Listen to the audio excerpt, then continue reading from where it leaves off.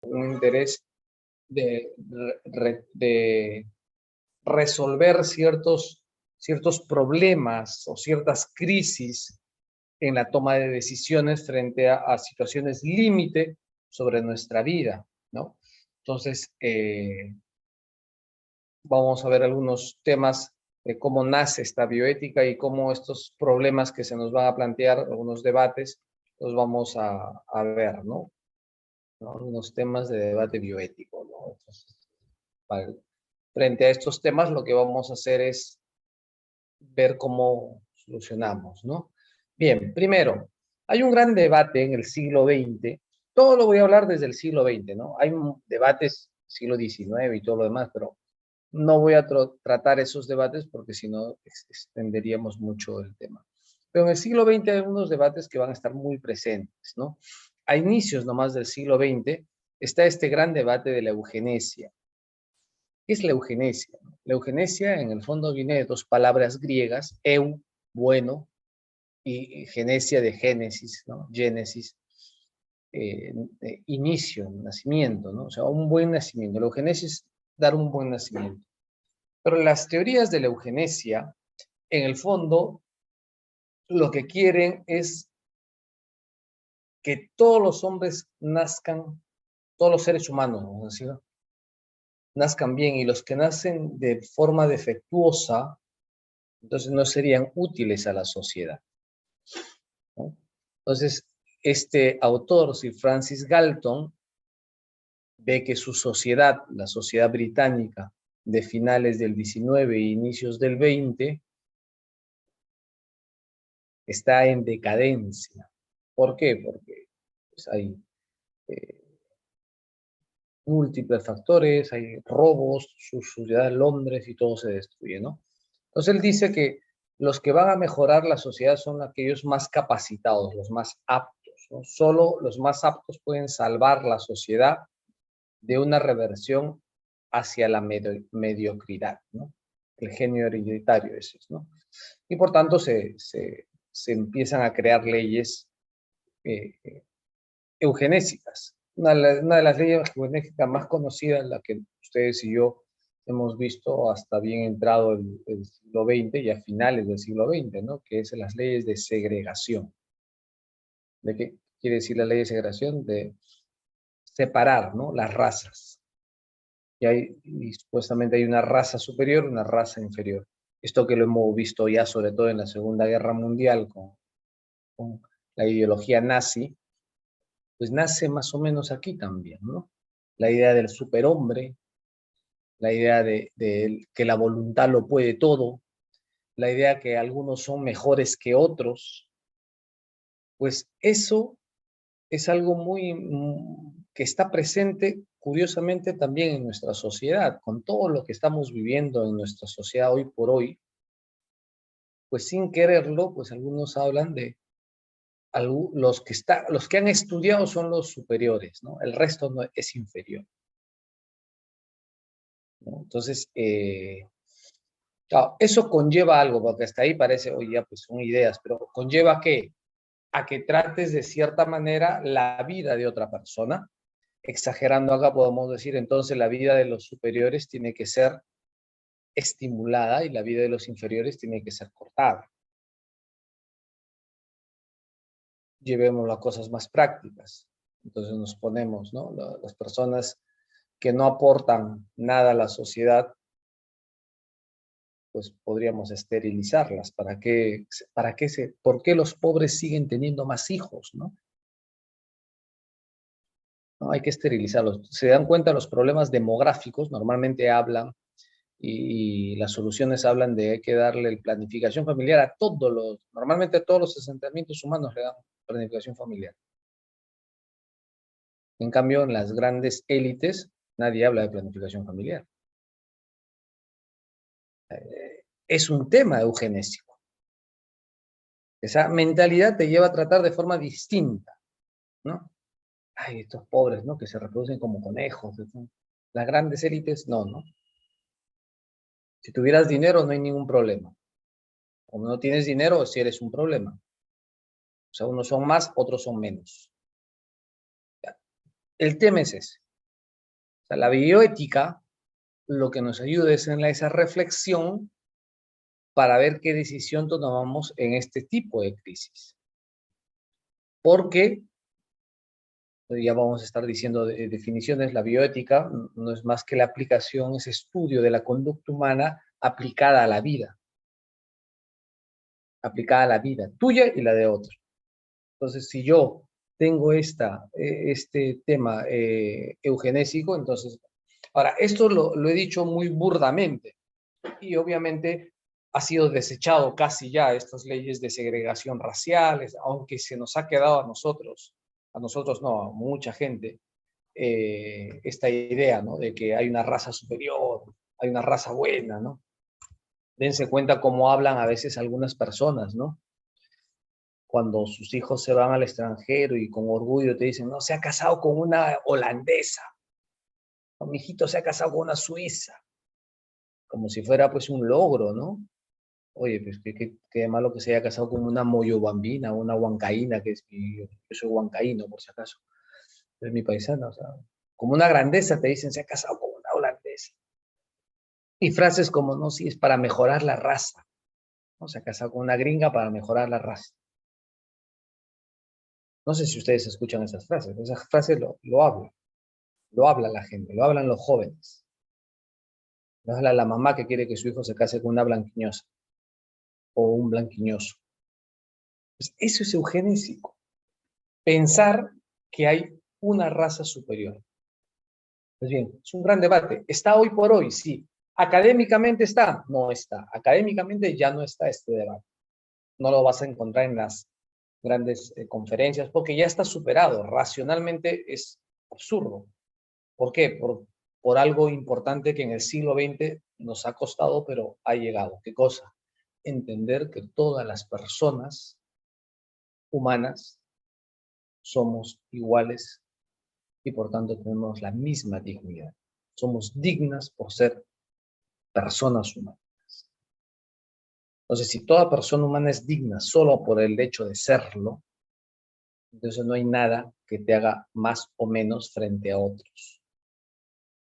La educación, la cultura que podemos tener, el desarrollo histórico que cada persona puede tener, hará que transparentes más esa dignidad o la oscurezcas, pero no la pierdas.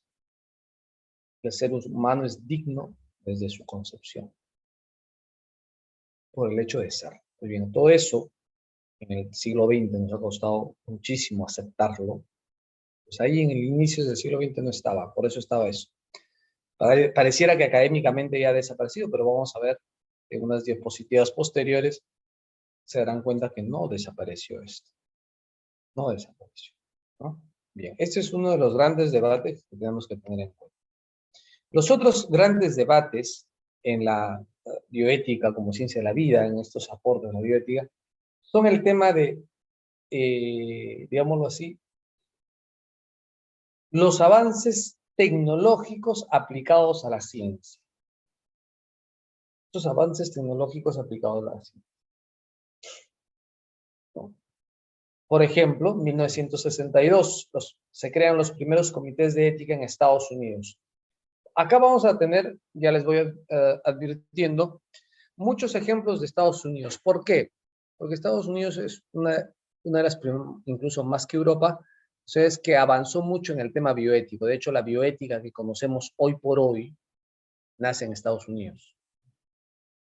Por eso estamos poniendo ejemplos de Estados Unidos. Y casi todo lo antecedente ha sido en Estados Unidos y ahí se ha replicado a todo el mundo, ¿sí? No es porque no haya habido pensamientos en otros sitios, los ha habido, pero normalmente son posteriores. La génesis suele estar acá. Bien, entonces, ¿por qué se crean estos primeros comités de éticas? Porque ya desde 1924 que se creó la primera máquina de hemodiálisis, ¿no? De dar diálisis. Ustedes saben que hay pacientes con problemas renales que hay que estar purificando la sangre, la orina y todo lo demás. Y tienen que hacerlo, ¿no? Los que se hacen diálisis, ustedes conocen eso, ¿no? Pues bien, el tema es, ¿qué paciente es candidato para usar la máquina? Acuérdense que acá recién están empezando las máquinas. Hoy por hoy ya hay un montón de máquinas, pero ¿quién es el candidato? ¿El que está peor? ¿El que tiene más probabilidades de vida? ¿El que paga? Porque, ojo, la máquina cuesta. La máquina cuesta. ¿Quién es el candidato? ¿Quién es el que debe estar primero en la, en la lista? Pues para hacer eso, precisamente se crean los comités de ética. Esos comités de ética hoy por hoy están extendidos en todo el mundo. Casi todos los hospitales tenemos comités de ética. Dense cuenta en el grave problema del COVID que hemos tenido nosotros y que seguimos teniendo. Llegó un momento en el COVID, ustedes estuvieron pendientes de las noticias,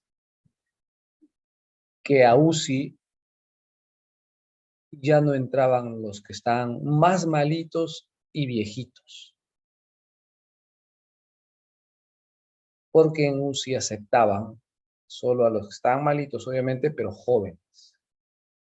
El viejito no, ¿por qué? Son unos malvados los médicos y todo. No, porque el viejito tenía, por decir, 5% de esperanza de vida. El joven 30%. ¿A quién salvas cuando tienes solamente una máquina de UCI, una cama de UCI? Ahora, si pensamos solo desde el sentimiento, va a ser, cualquier postura que tú pongas va a ser injusta. Pero si lo llevamos desde el punto de vista de un comité ético donde todos hablan, donde todos desde su experticia van a aportar, pues haremos algunos criterios. Ahora, todo parte ciertamente de la realidad de cada nación.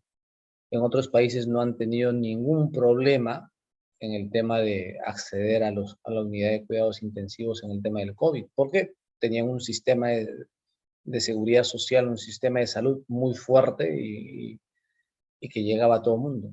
El problema bioético nuestro lo tuvimos nosotros, precisamente, porque no teníamos cama UCI. ¿A quién? ¿A quién? ¿A quién ingresas en la cama UCI? Los dos están graves. Al viejito, ¿por qué? Porque solamente por ser viejito, al joven solo porque es joven, el que tiene esperanza de vida, el que paga. Vimos el caso de los médicos de la Almenara con todo su personal, ¿verdad? Que están presos por ese médico ya, que cobraban por la cama de UCI en la Almenara. Entonces, pues ahí ya se ve que claramente está mal. Pues bien, los comités de ética sirven para eso. Y los comités de ética ahora mismo están puestos no solamente en todos los hospitales, también en grandes ministerios que tienen que ver con la vida de la persona, ¿no? Por ejemplo, se dice que también para los temas mineros tiene que haber un comité de ética, ¿no? ¿Qué tanto va a impactar que yo explore y haga hueco a una mina a las comunidades que están cercanas? ¿Qué tanto implica el ambiente y todo eso? ¿No? Comité de ética. Bien. Y el otro gran punto es los temas de experimentación con personas. ¿Cómo se debe tratar a la persona en la experimentación? Mira, ese ejemplo que les pongo acá en el 1966, estudio de Beecher, es el caso de los niños de Willowbrook. Willowbrook, ¿qué era? Un orfanato. Era un orfanato, ¿no? De niños normalmente especiales, ¿no? Estos tienen habilidades distintas, se les dice ahora, ¿no? Bien, y el doctor en cuestión, el que tienen ahí ustedes en pantalla, se le ocurrió hacer un experimento, ¿no? Contagiar a todos los niños de enfermedades infecciosas para ver cómo era su avance. Claro, que si estos niños, ¿quién tiene la tutela de estos niños, no? Si no tenía nadie tutela de estos niños, pues es fácil que se te pueda morir y todo, ¿no? Entonces, el niño estaba como un conejillo de Indias sin que lo sepa. ¿A nombre de qué? A nombre de la ciencia, supuestamente. Entonces, la persona como centro de experimentación ¿Cuáles son los criterios? Otro caso importante, a este vamos a hablar después, es este, el caso de Tuskegee. Igual la persona, acá fue un poco más fuerte incluso, ¿no? Porque a una población negra en Estados Unidos eh, se infectaron con sífilis. Estamos hablando, el caso salió a la luz el 72, pero el caso empezó el 48, mucho tiempo atrás, 40 años atrás, ¿no? El 32 creo que se empezó, que era estudiar en la población negra cómo avanza la sífilis.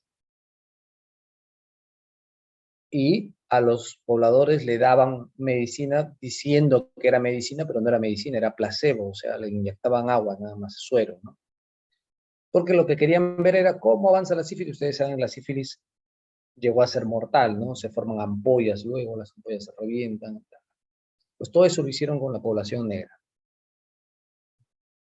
sin avisarles, teniendo la cura ya. Pero ellos querían ver cómo avanza la enfermedad. Estos médicos querían ver cómo avanza la enfermedad. Y entonces ahí se replantea un tema importante para cara al avance tecnológico y cara al avance científico que tiene que ver con la bioética. ¿La ciencia por la ciencia es justa? No, no tiene una gran respuesta a esto. La ciencia, solo para generar más ciencia y no para ayudar a la persona humana, ¿es admisible? Pues algunos piensan que sí.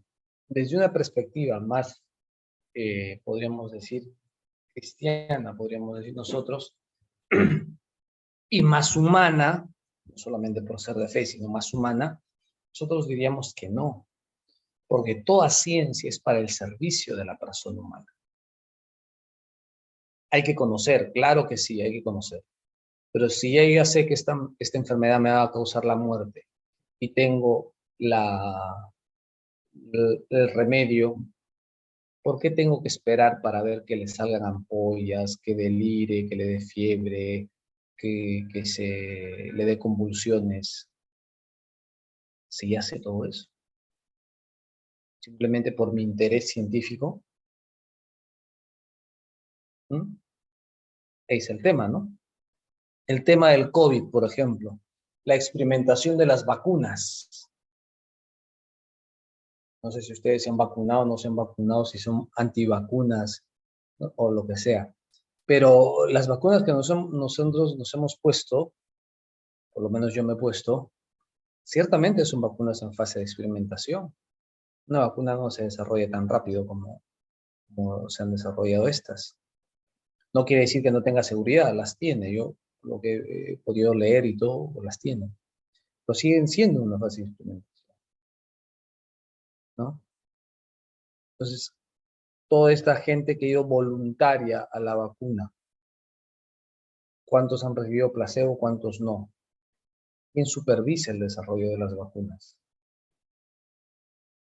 Todo está ahí, ¿no? Porque al fin y al cabo, las vacunas se reducen ¿a qué? Al tema de las farmacéuticas. ¿Cuánto dinero gasta un Estado en comprar las vacunas? Porque a ti y a mí no nos cobran la vacuna, ¿no? Es un tema para pensar, no, con eso no se quiere desechar todo eso, pero tiene que ver con el caso de la experimentación en humanos. O sea, no decimos que no se experimente en humanos, pero cuando se experimenta en humanos tiene que partir por un criterio, el respeto a la dignidad de la persona humana. Eso que hemos dicho al inicio, que nos ha costado entender en el siglo XX, pues tenemos que respetar la vida. Bien, vayamos acá atrás. Otro gran punto de debate es la muerte. ¿Cómo entender la muerte? ¿Cómo entender la muerte? Perdonen, voy a enchufar la batería, si no se nos corta eso.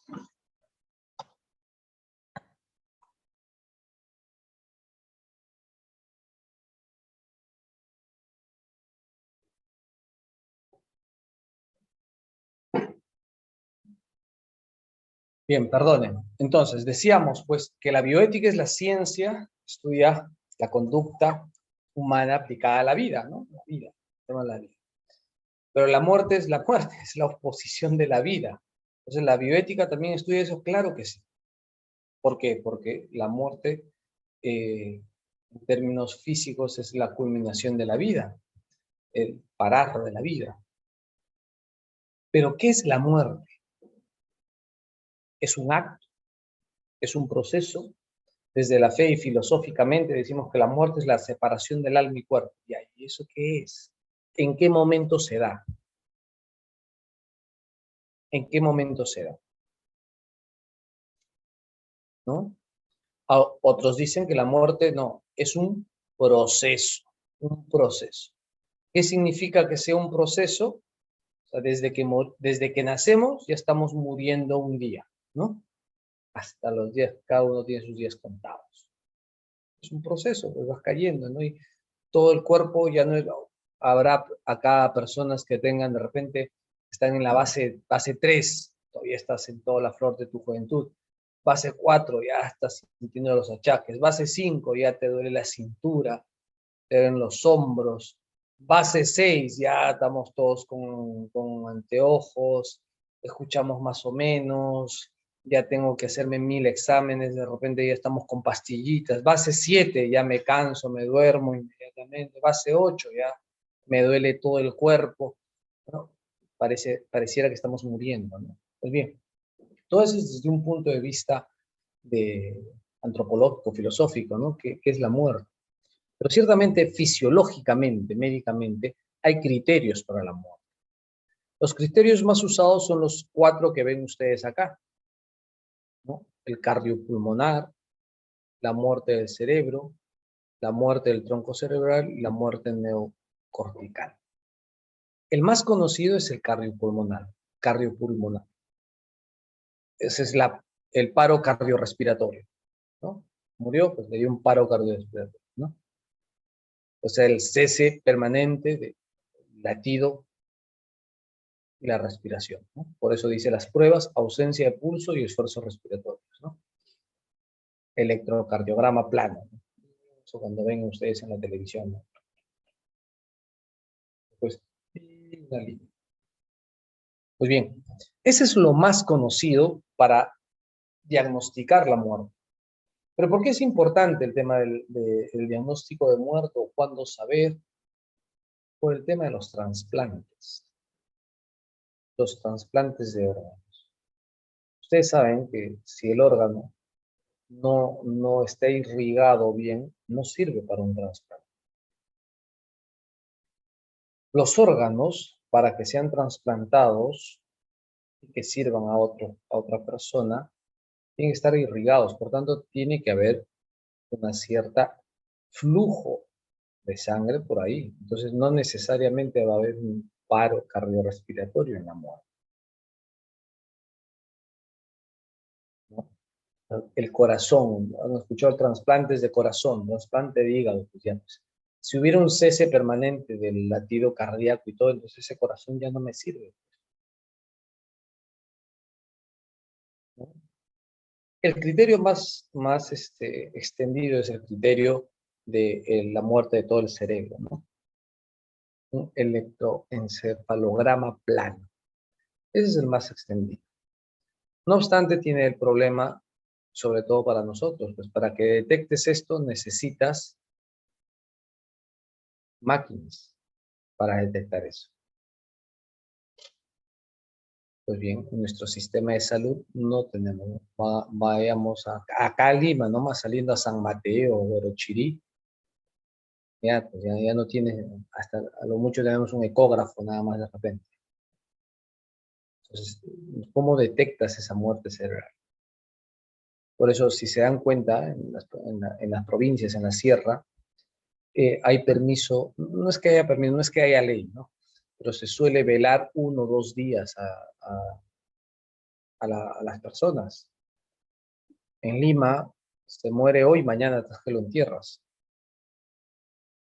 Como tienen todos los criterios médicos para diagnosticar la muerte, se va. Y antes, mucho antes, que no se preparaban los cadáveres.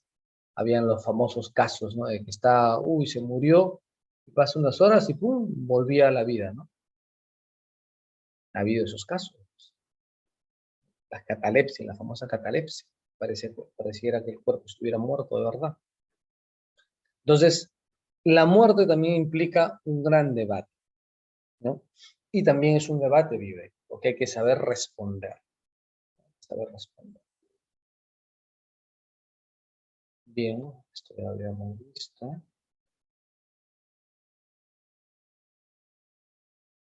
Luego, otro punto de debate ya moderno es la crisis del concepto paternalista, que tiene que ver con el derecho de los enfermos, ¿no? Hoy por hoy, pues ya es difícil que un médico atienda a sus pacientes de forma paternalista, ¿no? Antes, pues tú ibas al hospital, al médico, el médico te miraba, te examinaba, te decía, tómese esto. Y si tú te atrevías a decirle, doctor, ¿y eso para qué es? ¿Usted es médico o qué te decía? Ah, no, perdón. Tú dabas tu opinión, te callaba el médico, ¿no? ¿Usted es el médico? No, allá, tome esto, punto. Hoy por hoy, en cambio, no. Hoy tú le puedes decir, doctor, ¿esto para qué es? Y te tiene que explicar. Y si tú no lo quieres, no, doctor, a mí esa pastilla me ha caído mal siempre, deme otra.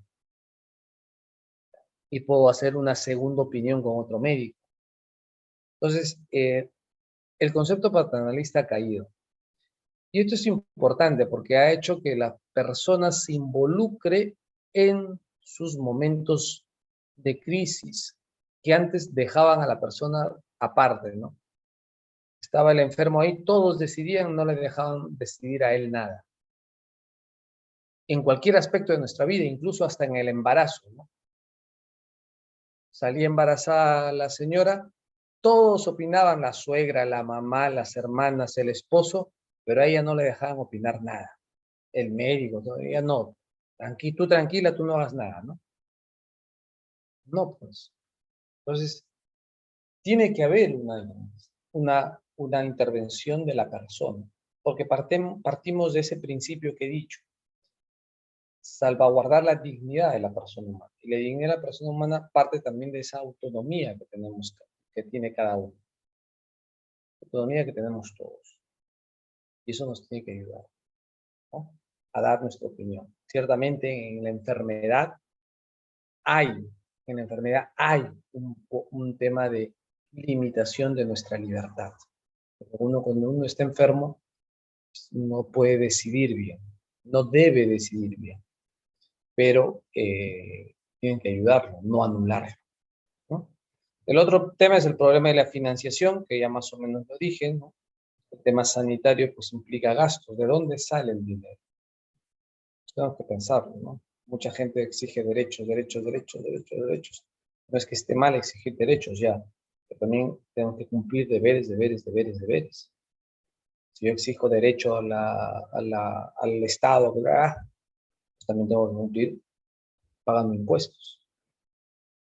Entonces, ahí el tema. Entonces,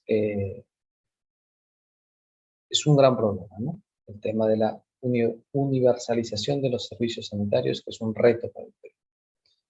Otro gran punto es este acá, Karen Ann Kingland, que es la que abrió paso a todo el tema de la eutanasia. Y hoy por hoy, aquí en Perú tenemos el caso de Ana Estrada. No sé si ustedes habrán escuchado de esta señora, Ana Estrada, que es la que ganó el juicio en la Corte Suprema para el derecho al buen morir, o sea, la eutanasia. Karen Ann Kingland era una chiquilla de 18, 20 años que se fue a una reunión, una fiesta, ¿no? Y en esa fiesta lo que hizo fue, pues, se emborrachó y al emborracharse, pues, tomó algunos barbitúricos, tomó unos excitantes y cayó en coma, en coma. Ya estuvo en coma mucho tiempo y son sus papás los que demandan, ponen un recurso para que por favor la desconecten, ¿no? La eliminen, no, suena feo, la desconecten para que la dejen morir, ¿no? Porque ya vivir así es indigno. ¿Sí? Con eso se abre el gran debate al derecho a morir. No tengo miedo, el derecho a morir, el derecho a morir, de eutanasia. Entonces, hay todo eso, ¿no? El tribunal en Estados Unidos reconoce y luego a partir de ahí casi todos los países, ¿no? Nuestro país aún no ha reconocido. No obstante, hay un derecho que el Tribunal Supremo ha reconocido, el tema del caso de Ana Estrada. Como ustedes saben, es una señora un poco distinto a Karen Ann Quinlan, porque la señora sí es paralítica, está totalmente en cama, no se mueve, pero sí es consciente. Tiene un blog, incluso, si tú lees blog, no sé si ella, yo creo que ella no escribe, ¿no? Pero muy bien presentado, o sea, lo ves y está, tiene ese objetivo de atraerte y que tengas simpatía por ella, ¿no? Pero si tú quitas toda esa simpatía y todo, obviamente te estás hablando de un tema, ¿no? De hecho, de ese derecho a morir cuando ya no encuentro un sentido en mi vida. No está hablando simplemente del tema de que hay una enfermedad incurable, ¿no? No, lo que a veces nos cuesta. Simplemente cuando no hay un sentido de vida. Mucha gente a veces no tiene sentido de vida porque el novio la abandonó. El novio la abandonó, ya no tengo sentido en mi vida, me mato.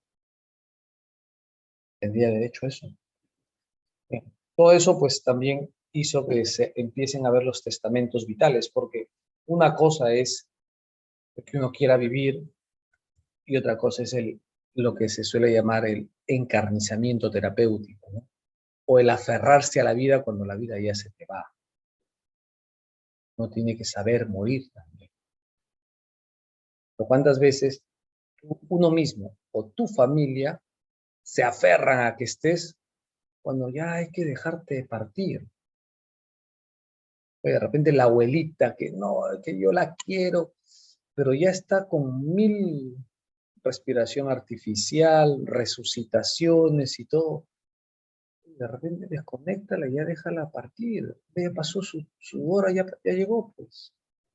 No, pero es mi abuelita, ¿no? Sentimiento. Entonces, para eso empezaron a aparecer esto de acá, testamentos vitales. ¿Qué son los testamentos vitales? Son disposiciones que uno mismo hace para que se cumplan al final de tus días. Ciertamente esto falta legislar, pero en algunos países hay. No va contra nuestra forma de creer. De hecho, la Conferencia Episcopal Española tiene un modelo de testamento vital. Es importante para evitar precisamente estos encarnizamientos terapéuticos. Ese aferrarse a la vida por aferrarse a la vida. Un poco del testamento vital es, si ustedes tienen su DNI, en su DNI dice donación de órganos, sí, no, ¿verdad? Pues ese es un poco el testamento vital. Si tú has puesto sí, lo más lógico es que si por ahí mueres, pues los médicos vean, oye, este es donante, me sirve su córnea, te sacan la córnea. Que tú has puesto. ¿No? Son testamentos de las últimas voluntades, vamos a decir, que no tiene nada que ver con el aspecto de tus bienes materiales, nada de eso, sino de tu vida. ¿Sí? Bien. Y luego está todo el tema del avance de la genética. Antes de eso, el tema de los niños. ¿Quién tiene la potestad de decidir de los niños? Normalmente siempre lo hemos dicho y se dirá los padres, ya.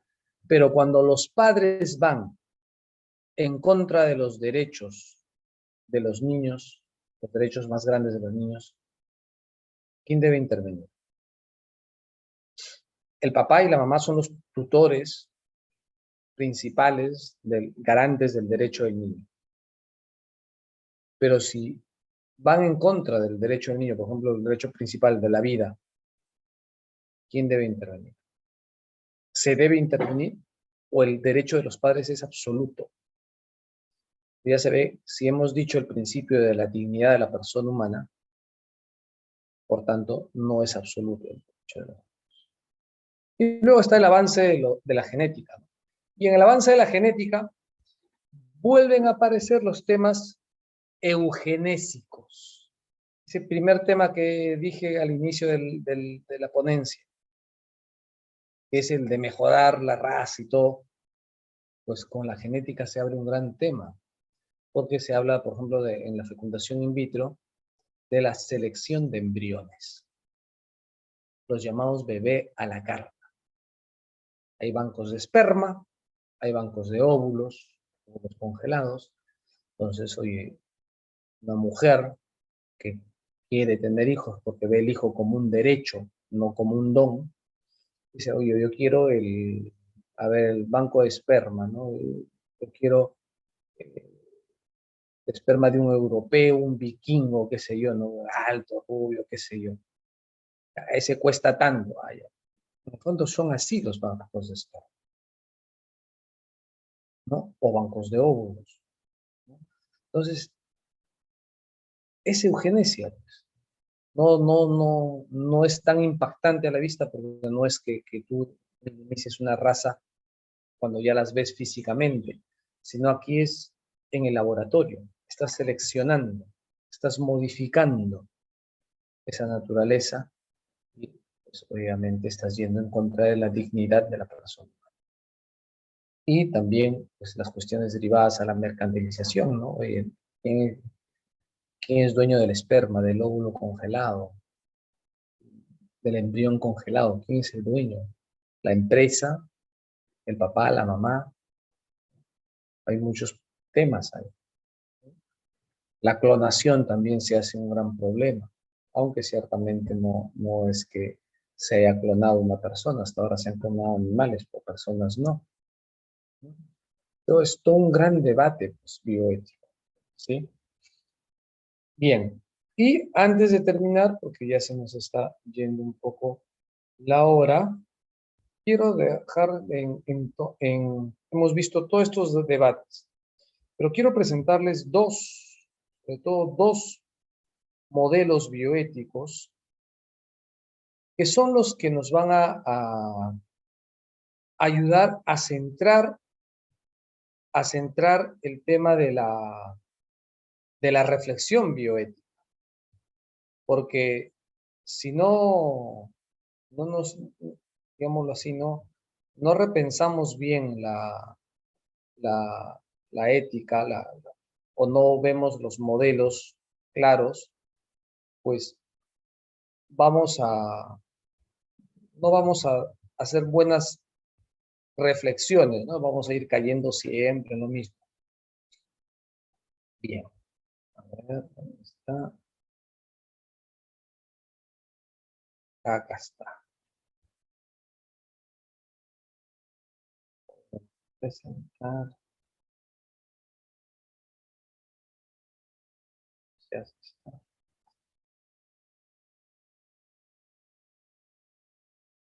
Bien, entonces, rápidamente, para no ir perdiendo. Bien, este señor que se le debe que la bioética tenga auge hoy por hoy, ¿no?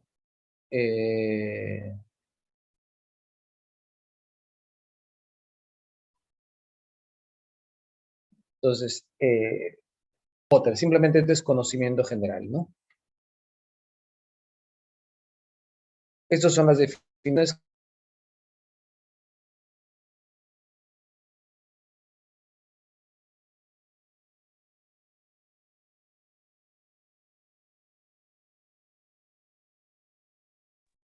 Hola, se fue, ¿no? ¿Se fue?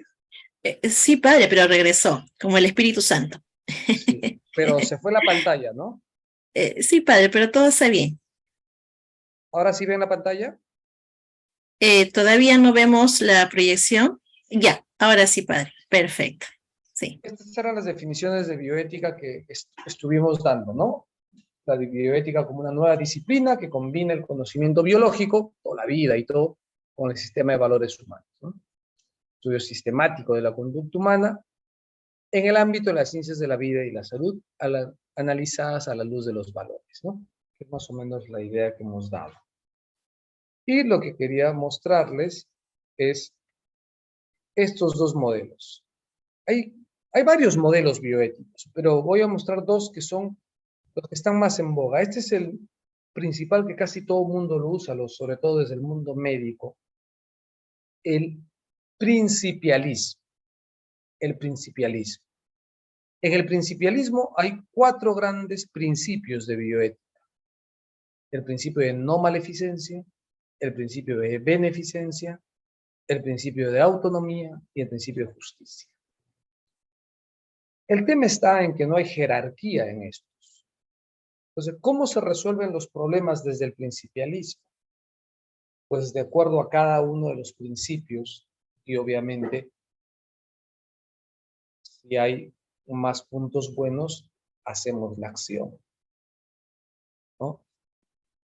Pero el problema radica en que como no hay jerarquía, cada uno de estos principios puede alterarse y ser el que en el fondo manipula a los demás.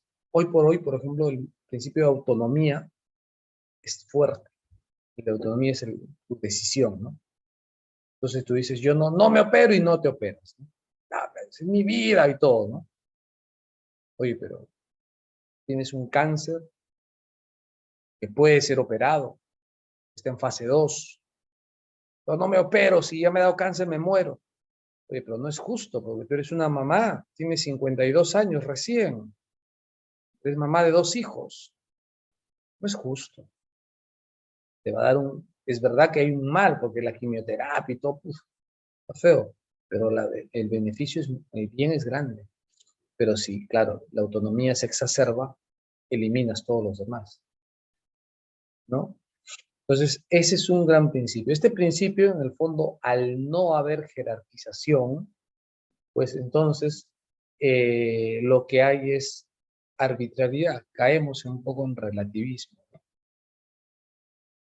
El otro modelo es el del personalismo, que es el más o menos el que les he estado diciendo, ¿no? Su centro de reflexión es la persona humana y su dignidad. Y hay un gran autor, que es este señor, el monseñor Helios Grecia, que habla que la bioética para que sea aplicada para la humanidad tiene que tener a la persona como centro, ¿no? La persona como centro. La persona tiene valor en sí mismo y al tener en valor en sí mismo le impide convertirse en objeto. La persona no es un objeto. La persona nunca es medio, siempre es fin. Y si la persona siempre es fin, entonces estos son los principios en clave personalista que nos da Helios Gracie. Y con estos principios, así como habían los otros del principialismo, con estos principios podemos ir resolviendo temas bioéticos. Primero, el principio de defensa de la vida física. No importa la vida física, no es que no importe. Estás enfermo, oye, pues algo hay que hacer. No es simplemente algunos dicen, no, ya ofrécelo al Señor, no estás, me duele, ofrécelo. No, nada que ofrécelo, anda al médico. Anda al médico. Te duele la cabeza, no, ofrécelo, ¿no? Es tu sacrificio por tus alumnos de este año. Perdona, mis alumnos van a pasarla mal si me duele la cabeza o voy al médico. El principio de defensa de la vida física. Estamos hablando de la vida espiritual, la vida física. Entonces hay que hacerle caso al cuerpo humano. Lo otro, el principio de libertad y responsabilidad, que tiene que ver con el principio de autonomía, pero bien entendida. Tomas decisiones, pero ser responsable de tus decisiones. Ya se ve que no eres tan responsable si, por ejemplo, el ejemplo que puse, ¿no? Una mujer de 52 años que tiene un proceso oncológico en 2º grado, no me opero. Oye, tienes 2 hijos. De repente hasta madre soltera eres, ¿sí? ¿Quién va a velar a tus hijos? Tus hijos son pequeños todavía. Ah, pues sí, libertad, tienes que entrar, pero ser responsable con eso, ¿no? Principio de totalidad o principio terapéutico implica precisamente que encara la unidad de la persona, muchas veces podemos hacer algún sacrificio eliminando la parte enferma. Por eso así, pues oye, por ejemplo, tienes una gangrena en el pie y ya no hay nada, pues hay que amputarte, ¿no? Sigue siendo persona y el pie que se salió, pues ya no es, perdió la unidad, se va, ¿no? Pues, también, ¿no? Algunos temas de intervención quirúrgica que hay que sacar y todo eso, ¿no? Bien, en torno a la unidad. Y el principio de sociabilidad y subsidiariedad, que implica precisamente que lo que tú hagas también tiene, o sea, te afecta a ti, pero también va a afectar a los demás. Por tanto, cómo colaboras con los demás. Y cómo los demás te pueden ayudar a ti, subsidiariedad. Cuando tu libertad está limitada. El principio de subsidiariedad, acuérdense, es ese principio por el cual un ente mayor puede ayudar a un ente menor cuando ese ente menor por sí solo no consigue sus bienes. Por ejemplo, la educación es claramente subsidiaria en el Perú, porque la educación pertenece ¿a quién? A los papás. Pero los papás, pues solos, nunca educan a sus hijos. Todo papá no sabe matemática, lenguaje, historia, ¿no? Entonces, ¿qué hacen? Van a un colegio. ¿El colegio quién los pone? El Estado. El Estado tiene el rol subsidiario para ayudar a que los chicos lleguen a su buena educación. Ahora, pero padre, entonces los papás podrían organizarse y ellos mismos educar. Nuestra ley dice que sí. Nuestra ley dice que es obligatorio que estudien, pero no te dice que es obligatorio que estudien en un colegio. Estén escolarizados, sí, pero no en un colegio. Pueden ser los papás que los escolaricen en sus casas. Aunque papá ahorita con tiempo va a hacerlo, ¿no? Pero puede haberlo, ¿no?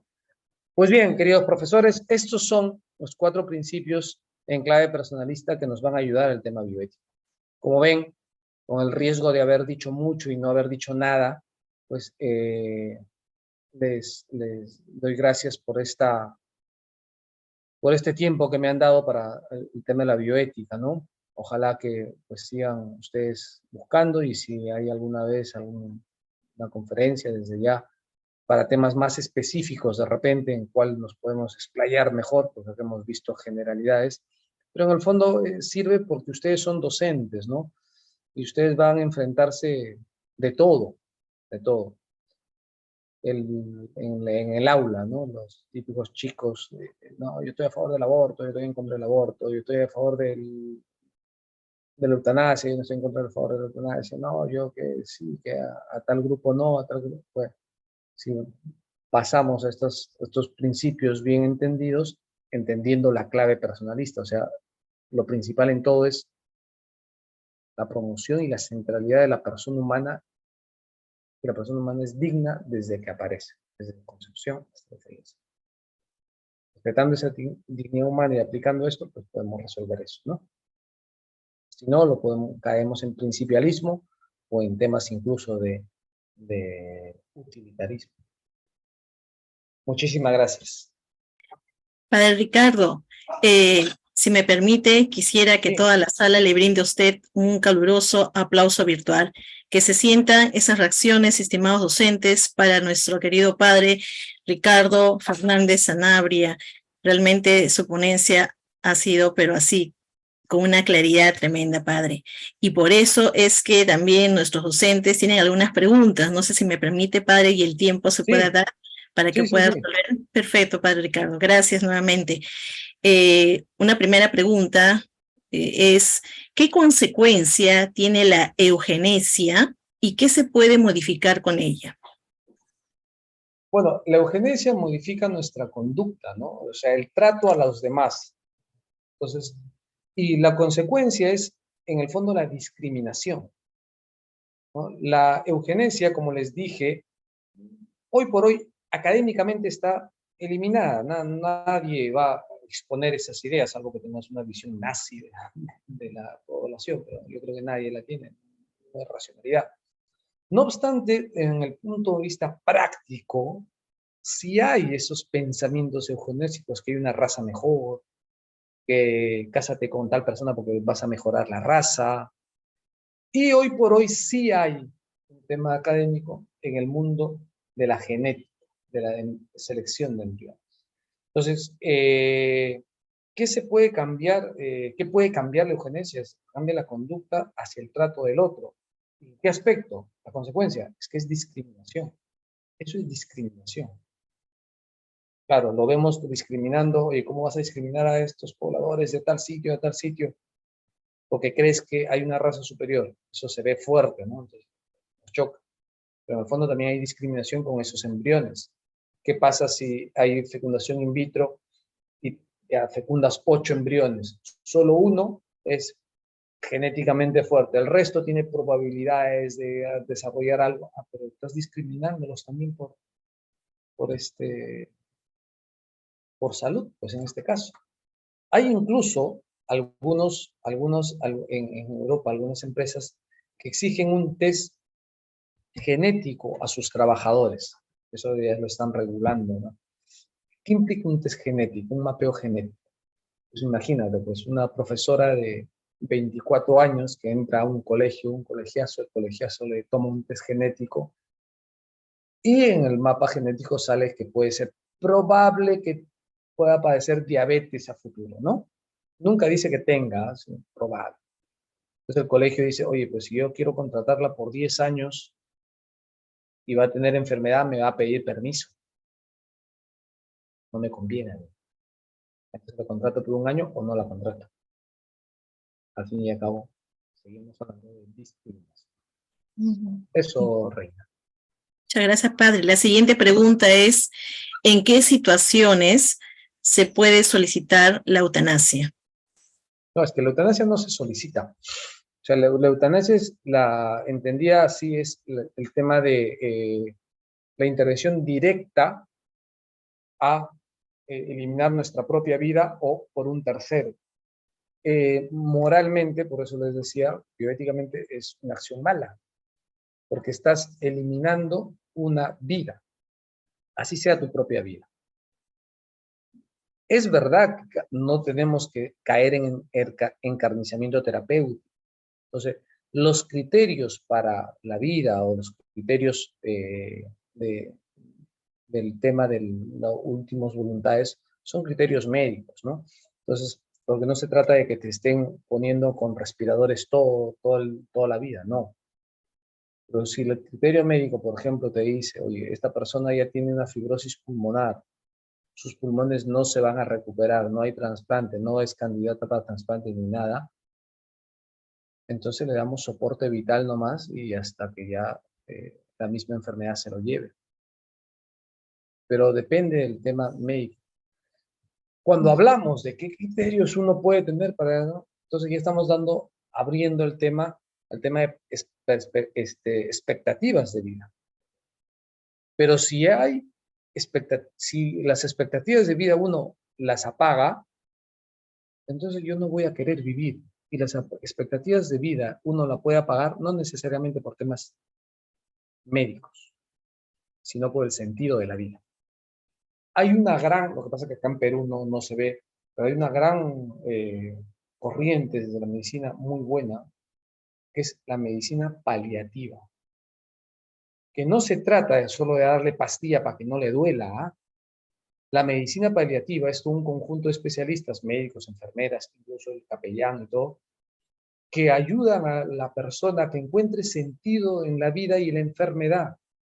Porque lo que más duele a un enfermo, y esto ténganlo en cuenta, y no te lo digo porque sea sacerdote, es la impotencia que tiene frente a su vida, no el dolor físico, porque el dolor físico puede ser controlado, incluso puedes anestesiarlo y puedes ponerlo en subconsciente, sino el dolor que genera emocionalmente a su vida, la impotencia de cargar. Eso es, ¿no? La eutanasia por sí, ¿no? Sí, Reina. Gracias, padre. Siguiente pregunta. ¿Cómo orientar el uso de la tecnología para el bien de la persona, cuidando su dignidad de ser imagen y semejanza de Dios? Bien. Es una buena pregunta y yo creo que ahí, dentro de la pregunta, estás dando un poco la respuesta. O sea, nunca debemos ir en contra de la tecnología, porque la tecnología es técnica, es avance. es técnica. Es como decir, oye, el celular es bueno o malo. No, la tecnología no es ni buena ni mala. Es tecnología, es avance. Y hay que estimular el avance tecnológico, es bueno. Pero el avance tecnológico tiene que estar, y este es el tema, aplicado al beneficio de la persona humana. No la técnica por la técnica. Y claro, por eso les decía que la respuesta ahí. ¿Y cómo está? Está en la pregunta. ¿Y cómo vemos que está el beneficio de la persona humana? Entonces ahí hay que hacernos preguntas, ¿no? Volviendo al celular. ¿Por qué se creó el celular? Ah, para eliminar las distancias físicas con las personas que quieres comunicarte. ¿Sirve la persona? Claro que sirve. El Internet ha hecho que dense cuenta de lo que estamos haciendo ahorita. Estamos dando una conferencia. Acá tengo a 290 personas de distintas partes del Perú y el Internet nos ha puesto eso. Es una herramienta. Que la herramienta la pueda usar para mal, porque así como estamos nosotros conversando, yo también puedo estar entrando en páginas donde contrato un sicario y bato a mi director que no me ha dado mis horas, ¿no? Por decirlas, ¿no? Oye, lo estoy usando para mal. Pero la técnica en sí es técnica, no es buena ni mala. El uso, la aplicación la tenemos que dar nosotros. Por eso preguntarnos, ¿qué sirve? ¿No? Entonces, hay algunos avances tecnológicos que claramente hoy por hoy uno va cuestionándose, ¿no? Pero ahí ya van pues intereses más comerciales, intereses de poder, ¿no? Por ejemplo, la pistola es un gran avance tecnológico. Sirve para defensa, padre. Ya, pero eso la mata, pues, ¿no? Entonces deberíamos eliminar más. Te metes con toda la industria armamentista y ahí hay millones, millones de dólares. Las guerras, muchas de las guerras que hay en el mundo no son ya por la libertad y todo, no simplemente porque hay que seguir manteniendo el flujo de gasto de balas, genera dinero, pues. La tecnología por sí no es, y es bueno que ustedes estimulen incluso la tecnología, ¿no? Pero la aplicación es ahí donde tienen que ver, ¿no? La aplicación, porque puedo usar una herramienta buena, ¿no? Para el mal. Siguiente pregunta, padre. ¿Pueden ser consideradas las desigualdades en salud un problema bioético? ¿Y cuáles serían los principios bioéticos frente a estos conflictos? Sí, es un problema bioético las desigualdades en el sistema de salud, no en la salud, ¿ah? Hay que especificar bien, porque la salud es nuestra, ¿no? Y yo puedo estar bien y puedo mañana enfermarme. Eso no es un problema bioético ni del gobierno, es mi problema. En cambio, el sistema de salud, el acceso de salud, eso sí es un gran problema. Y las desigualdades en el acceso de salud es un problema bioético, porque hace que hay un derecho fundamental de la persona a atenderse en esa salud que no se cumple. Entonces, partiendo de esa clave personalista que he dicho, la centralidad de la persona humana y su dignidad, partiendo de ahí, pues nos damos cuenta que si la persona es lo principal, las políticas de Estado en salud deberían salvaguardar esa centralidad. Hoy por hoy pareciera que no está, porque pesan más otros contratos y pues la posta del lugar nunca ha sido atendida, ¿no? Pues tener, como pasa lastimosamente en nuestras Perú, ¿no? Una gran mina al lado que da millones y el pueblo de al lado no tiene ni posta. Pero también ese es un tema de estructura de gobierno, pues, porque muchos le echan la culpa al central, ¿no? Pero ¿y los regionales y los alcaldes qué han hecho? Pues bien, ¿qué principios? El principio de la persona humana. Y luego están ya las políticas de Estado que tendrían que ser las políticas de equidad, ¿no? ¿Se acuerdan el cuarto principio del personalismo? Decía es sociabilidad y subsidiariedad. Pues es uno de los principios que hay que aplicar. sea, el Estado podría intervenir en ciertas regiones donde la misma región por sí sola no puede salir. No, no es que pueda, debería intervenir el Estado, ¿no? Componer un hospital, contratar bien médicos, pero el tema no es pues de las grandes estructuras, dense cuenta, ¿no? Porque nuestra forma de ver la realidad, incluso el personal médico, porque tengo varios compañeros míos, bueno, yo he estudiado obstetricia, como ustedes saben, ejercí solo un año, año y medio, no ejercí mucho. Pero a los médicos de hoy en todas las universidades los forman para atender en hospitales. Por eso es que ningún médico, pocos, rara vez, quieren irse a pueblitos a atender. Así les pagues muy bien, porque hoy por hoy en el Perú están ganando bien los médicos. O sea, no vamos a hacer, oye, son los amigos, ¿no? Están en las alturas de Ayacucho, Huancavelica, Huancayo. Están ganando bien. Están ganando mejor que un médico de Lima. Pero no quieren. ¿Por qué? Porque su forma de formación los han formado para ser médico de hospital. Entonces, claro, ellos ven que se están atrasando ahí. Ya la vocación de médico se ha perdido, obviamente. Igual ustedes profesores, puede haber profesores que están formados para los grandes colegios, ¿no? Es que yo quiero mi colegio, todo eso, ¿no?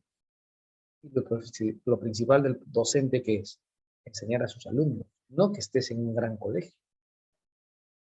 Y puedes hacer mucho más en el pueblito, en la escuelita de tu pueblito. Pero como no estamos formados así, por eso es que vamos abandonando esos y se van olvidando esos pueblos. Y ya para que no digan que me he metido con ustedes, los curas también. Los curas estamos ya casi todos en la ciudad, los curas del pueblo ya no hay casi. ¿Por qué? Nos hemos acostumbrado pues, a la gran ciudad. Mi misión y todo eso lo veo, qué bueno estos curas misioneros, ¿no? Pero yo no. Eso es, ¿no? Es un tema también pues antropológico, ¿no? No es todo esto del sistema, hay un tema del sistema, pero también es un tema antropológico. Nos hemos vuelto más sedentaristas y más, digamos, comodones en nuestros temas, ¿no? Es todo, ¿sabes? Muy bien, Reina. Padre Ricardo, y finalmente, con todo lo que usted en esta mañana nos ha dicho, ¿cuál sería entonces la finalidad de la vida? Bueno, esa es una pregunta ya para un retiro espiritual, creo yo. Porque la finalidad de la vida, acuérdense, o sea, la vida como el global nuestro es nuestra felicidad. Todo mundo, tú trabajas, tus alumnos aprenden, atienden, hay problemas que resolver. ¿Pero por qué? Porque quieres ser feliz. Todos quieren ser felices. Ahora, esa felicidad la tienes que encauzar en la consecución de un bien. ¿Qué bien te hace feliz? Ese bien desde el punto de vista espiritual nosotros hacemos que se traspase lo nuestro, en la trascendencia. Por eso decimos que es Dios. Porque si tú lo dejas solo en el plano material, incluso ya pues bien, oye, voy a ser feliz cuando me paguen bien, cuando me den horas, cuando me den prestigio, ¿no? Me nombren director o encargado.